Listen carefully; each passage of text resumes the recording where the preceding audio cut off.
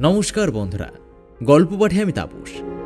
আমি আজ আপনাদেরকে পড়ে শোনাব নারায়ণ গঙ্গোপাধ্যায়ের লেখা দাম। তো চলুন আজকের এই গল্পটি শুরু করা যাক।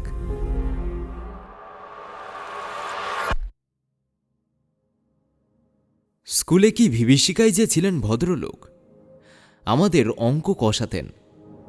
আশ্চর্য পরিষ্কার ছিল মাথা। যেসব জটিল অঙ্ক নিয়ে আমরা ঘন্টার পর ঘন্টা পণ্ডশ্রম করেছি, একবার মাত্র তাকিয়ে দেখতেন তার দিকে, তারপরেই এগিয়ে যেতেন ব্ল্যাকবোর্ডে।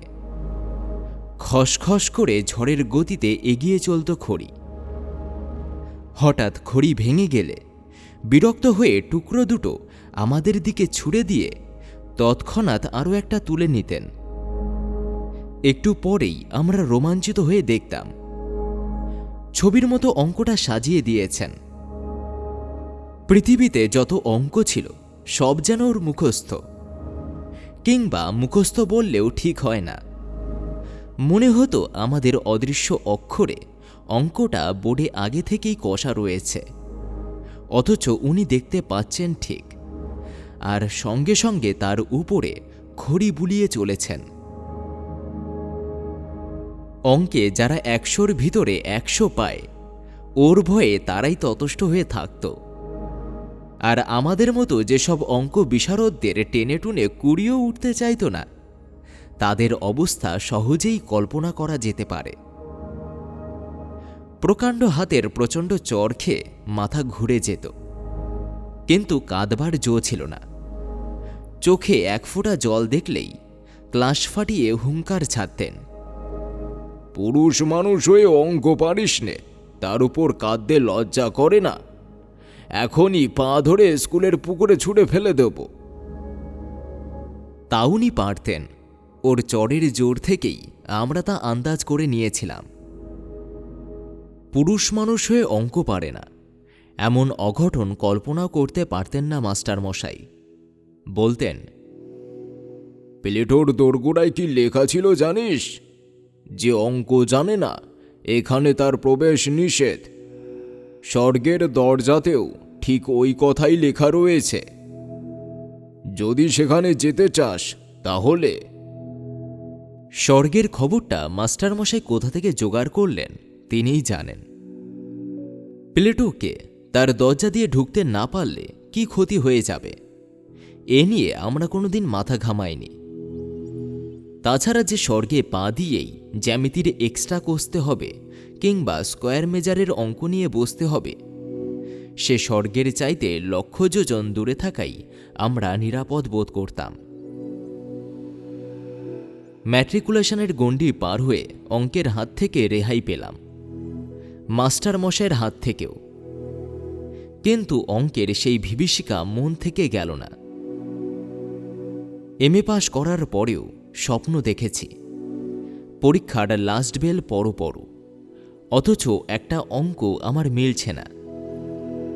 মাস্টারমশাই গার্ড হয়ে একবার আমার সামনে এসে দাঁড়িয়েছেন। দু চোখ দিয়ে তার আগুন ঝরছে, দাঁতে দাঁত ঘষে বলছেন, মাথার উপর ঘুরন্ত পাখা সত্ত্বেও ঘেমে নিয়ে আমি জেগে উঠেছি। মৃদু নীল আলোয় দেখছি চেনা ঘরটাকে। চোখে পড়েছে সামনে আমার পড়ার টেবিল, আমার বইপত্রের স্তূপ। গভীর তৃপ্তির সঙ্গে ভেবেছি, এখন আর আমাকে স্কুলে অঙ্ক কষাতে হয় না, আমি কলেজে বাংলা পড়াই। একদিন পত্রিকার পক্ষ থেকে ফরমাশ এলো আমার ছেলেবেলার গল্প শোনাতে হবে। আমি জানালাম, লেখক হিসাবে আমি নিতান্ত সামান্য ব্যক্তি, আমার ছেলেবেলার গল্পে কারো কোনো কৌতূহল নেই। তাছাড়া এমন কোনো স্মরণীয় ঘটনাও ঘটেনি যে আসর করে তার লোককে শোনাতে পারি। কিন্তু কর্তৃপক্ষ ছাড়লেন না।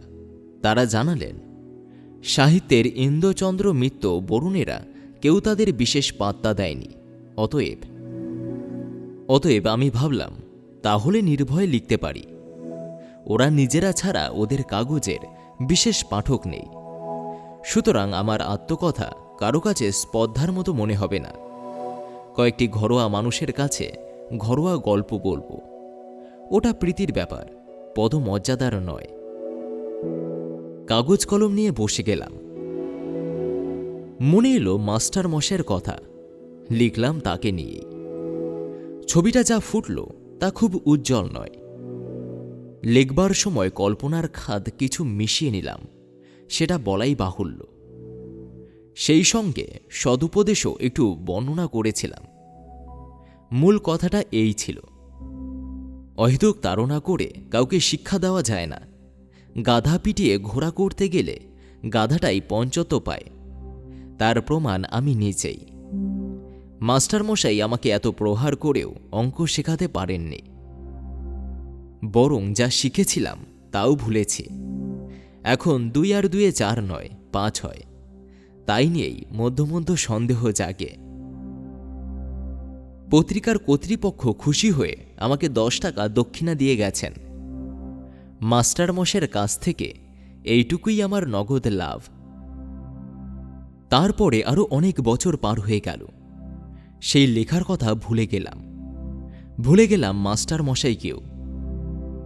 বয়স বেড়েছে, বিনিদ্র রাত্রি যাপনের মতো অনেক সমস্যা এসে দেখা দিয়েছে জীবনে। বর্তমানের দাবিটা এত বেশি জোরালো যে স্মৃতির দিকে তাকাবার অবসর পর্যন্ত মেলে না। এমনই সময়ে বাংলাদেশের এক প্রান্তের একটি কলেজ থেকে ডাক এলো, ওদের বার্ষিক উৎসব, অতএব আতিথ্য নিয়ে যেতে হবে ওখানে এবং বক্তৃতা দিতে হবে। এইসব উপলক্ষেই বিনা পয়সায় বেড়ানো যায়। তাছাড়া কলকাতা থেকে কেউ বাইরে গেলেই তার রাজোচিত সম্বর্ধনা মেলে। এখানকার চড়ুই পাখিও সেখানে রাজহংসের সম্মান পায়। কলকাতা থেকে দূরত্বটা যত বেশি হয়, আমাদের মতো নগণ্যের পক্ষে ততই সুখাবহ। আমি সুযোগটা ছাড়তে পারলাম না। গিয়ে পৌঁছতে চা খাবার অতিথিয়তার উচ্ছ্বাস। ছেলেরা তো এলোই, 2-4 জন সম্ভ্রান্ত লোক এসেও বিনীতভাবে আলাপ করে গেলেন। এমনকি খান কয়েক অটোগ্রাফের খাতা পর্যন্ত এগিয়ে এলো। রোমাঞ্চিত কলবরে আমি স্বাক্ষরের সঙ্গে সঙ্গে বাণী বিতরণ করতে লাগলাম। ব্যক্তি হিসাবে আমি যে এত মূল্যবান, এর আগে কে ভেবেছিল সে কথা। সভায় যাকে বক্তৃতা করা গেল, রবীন্দ্রনাথ থেকে 12টা উদ্ধৃতি দিলাম, কার একটা ইংরেজি কোটেশন চালিয়ে দিলাম বার্নার্ড শন নামে। শেষে দেশের তরুণদের নিদারুণভাবে জাগ্রত হতে বলে যখন টেবিলে একটা প্রকাণ্ড কিল মেরে বক্তৃতা শেষ করলাম, তখন অল্পের জন্য ফুলদানিটা রক্ষা পেল। আর হল ফাটানো হাততালিতে কান বন্ধ হওয়ার জো। বুড়ো প্রিন্সিপাল পর্যন্ত মুগ্ধ হয়ে আমাকে বললেন, ভারী চমৎকার বলেছেন আপনি, যেমন সারগর্ভ তেমনই সুমধুর। আমি বিনীত হাসিতে বললাম, আজ শরীরটা তেমন ভালো নেই, তাই মনের মতো করে বলতে পারলাম না। পাশে দাঁড়িয়ে থাকা ছেলেরা বিস্ময়ে চোখ কপালে তুলল। শরীর ভালো নেই তাতেই এইরকম বললেন স্যার? শরীর ভালো থাকলে তো, অর্থাৎ প্রলয় হয়ে যেত। আমি উদার হাসি হাসলাম, যদিও মনে মনে জানি এই একটি সর্বসাধক বক্তৃতাই আমার সম্বল। রবীন্দ্র জন্মোৎসব থেকে বনমহোৎসব পর্যন্ত এটাকেই এদিক ওদিক করে চালিয়ে দিই। স্বস্তিতে স্ফীত মনে চায়ের পেয়ালায় চুমুক দিয়েছি। এমন সময় একটি ছেলে এসে খবর দিল, এক বুড়ো ভদ্রলোক আমার সঙ্গে দেখা করতে চান। প্রিন্সিপাল বললেন, বেশ তো, ডেকে আনো এখানে। ছেলেটি বললে, তিনি আসতে চাইছে না, বাইরে মাঠে দাঁড়িয়ে রয়েছেন। আমার বক্তৃতায় নিশ্চয়ই কেউ অভিভূত হয়েছেন, আমাকে অভিনন্দন জানাবেন। এ অভিজ্ঞতা আগেও হয়েছে, সুতরাং দাক্ষিণ্য পুলকিত চিত্তে আমি বললাম, আচ্ছা চলো, আমি যাচ্ছি। হলের বাইরে ছোট্ট একটি মাঠ, তরল অন্ধকারে ঢাকা। অত আলো থেকে বেরিয়ে এসে প্রথমে ভালো করে কিছুই দেখতে পেলাম না। তারপর চোখ পড়ল মানুষটিকে। কুঁজো লম্বা চেহারা, মাথার সাদা চুলগুলি চিকমিক করছে। ডাকলেন, সুকুমার। আমি চমকে উঠলাম। এখানে কেউ আমার নাম ধরে ডাকতে পারে, সেটা যেমন আশ্চর্য, তার চেয়ে আশ্চর্য ওই গলার স্বর। আমার মনটাকে অদ্ভুতভাবে দুলিয়ে দিল। স্মৃতির অন্ধকার থেকে একটা ভয়ের মৃদু শিহরণ আমার বুকের ভেতর দিয়ে বয়ে গেল। আমাকে চিনতে পারছো না সুকুমার? আমি চিনেছি। ভয় পাওয়ার অর্থটা বুঝতেও আর বাকি নেই। ওই ডাক শুনে ছেলেবেলায় বহুদিন আমার গায়ের রক্ত হিম হয়ে এসেছে। জানি এখনই একটা ভয়ঙ্কর চর আমার পিঠের ওপর নেমে আসবে। সেই ভয়টার কঙ্কাল লুকিয়েছিল মনের চোরা কুঠুরিতে। ওই স্বর বিদ্যুতের আলোর মতো তাকে উদ্ভাসিত করে তুলেছে। আমার মাথা তখনই ওর পায়ে নেমে এলো। মাস্টার মশাই, আপনি? মাস্টার মশাই বললেন, বেঁচে থাকো বাবা, যশস্বী হও। রিটায়ার করার পর এখানে এসেই মাথা গুজেছি, বাড়ি থেকে বড় বেরুই না। আজ তুমি বক্তৃতা করবে শুনে ছুটে এসেছি। খুব ভালো বলেছ সুকুমার, খুব খুশি হয়েছি। কিন্তু আমি খুশি হতে পারলাম না। বিজ্ঞানের ছাত্র ছিলেন মাস্টার মশাই। বুদ্ধিতে ছুরির ফলার মতো ঝকঝক করত চোখ। আজ আমার বক্তৃতার ফাঁপা ফানুস দিয়ে যদি ওকে ভোলাতে পেরে থাকি, তাহলে সেটা আমার কর্তৃত্বে নয়, ওর মনের বয়স বেড়েছে বলে। অপরাধীর মতো চাইলাম, না স্যার, আপনার সামনে। মাস্টার মশাই আমাকে বলতে দিলেন না। তোমরাই তো আমাদের গর্ব, আমাদের পরিচয়। কিছুই দিতে পারিনি, খালি শাসন করেছি, পীড়ন করেছি। বলতে বলতে জামার পকেট থেকে বের করলেন শতছিন্ন একটি জীর্ণ পত্রিকা। একদিন আমার ছেলে এইটা এনে আমাকে দেখালো। পড়ে আনন্দে আমার চোখে জল এলো। কতকাল হয়ে গেল, তবু সুকুমার আমাকে মনে রেখেছে, আমাকে নিয়ে গল্প লিখেছে। সকলকে এই লেখা আমি দেখাই, বলি দেখো আমার ছাত্র আমাকে অমর করে দিয়েছে। মুহূর্তে আমার জিভ শুকিয়ে গেল। লজ্জায়, আত্মগ্লানিতে আমার মাটিতে মিশে যেতে ইচ্ছে করল। একটা কিছু বলতে চেষ্টা করলাম, কিন্তু মুখে কথা ফুটল না। মাস্টারমশাইয়ের গলা ধরে এসেছিল। একটু চুপ করে থেকে বললেন, কি যে আমার আনন্দ হয়েছে সুকুমার, কি বলবো। তোমার এই লেখাটা সব সময় আমার সঙ্গে সঙ্গে থাকে।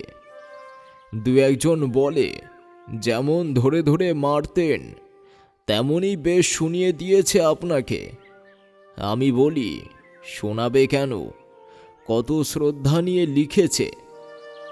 আর সত্যিই তো, অন্যায় যদি করেই থাকি, ওরা ছাত্র, ওরা সন্তান, বড় হলে সে অন্যায় আমার শুধরে দেবে বই কি।